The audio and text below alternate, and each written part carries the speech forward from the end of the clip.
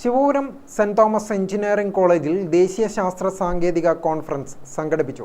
സയന്റിസ്റ്റും ഇന്ത്യയുടെ ministry of earth സയൻസിലെ deep ocean മിഷന്റെ പ്രോഗ്രാം ഓഫീസറുമായ ഡോക്ടർ നോബി EP ഉദ്ഘാടനം ചെയ്തു. പ്രിൻസിപ്പൽ ഡോക്ടർ ഷിനു മാത്യു അധ്യക്ഷനായി.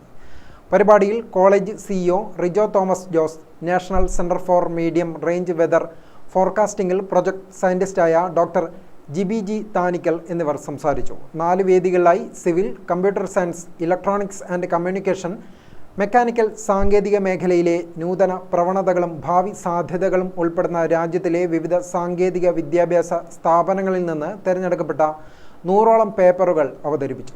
The person behind me coming here is one of your faculty member only, Chandrajit sir. We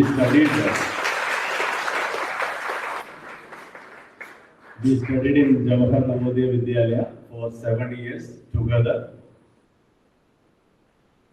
After completion, normally Navodayans will come out as an engineer or a doctor. I was dead against that policy, so I moved to a different field. I took my graduation.